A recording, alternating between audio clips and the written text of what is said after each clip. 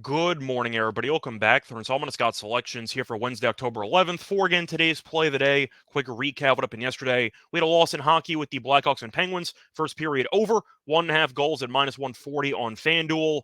Somehow went under. I'm not really sure how. Both goalies were absolutely insane in the first period. 30 shots on goal in the first period.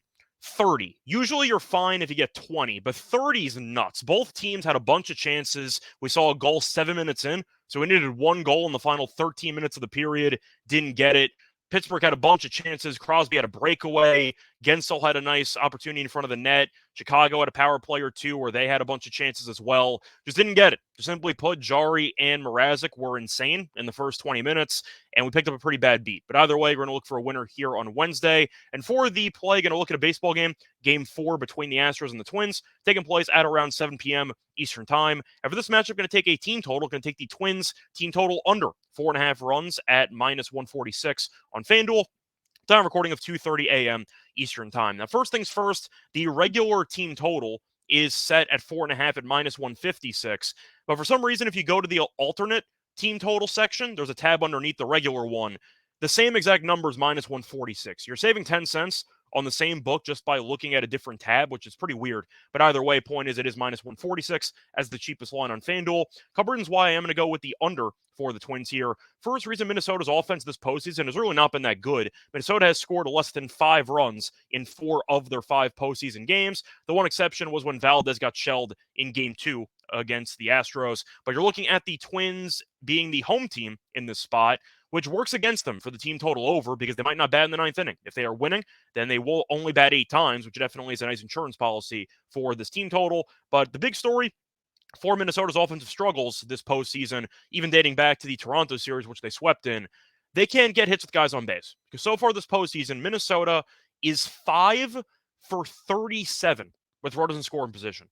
5 for 37. It's almost impossible to be that bad, but the point is Minnesota has really just wasted a bunch of chances. We saw it once again in Game 3.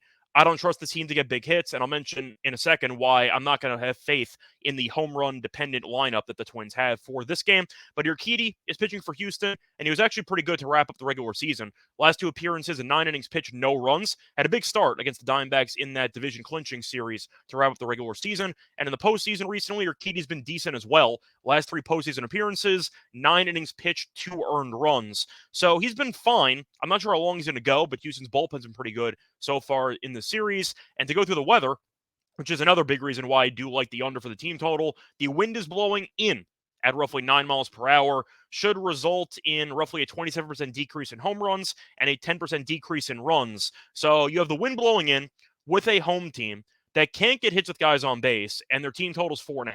That line just seems way too high to me. And to go through the head-to-head numbers, Houston's done a good job over the past couple of years of pitching against the Twins.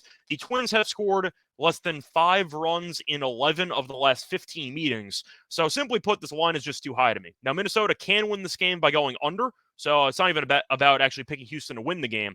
I probably lean that way anyway. But the point is 4.5 in this spot with the wind blowing in and with the Twins, once again, 5 for 37 is absolutely insane. I think this line's too high. I think Minnesota probably finishes around 2 or 3, maybe even 4, but I think 5 is asking for a bit too much, so I am going to go with the unders. Play that once again here for Wednesday, October 11th. Is going to be on the Twins team total under 4.5 runs at minus 146 on FanDuel. Bye, everyone.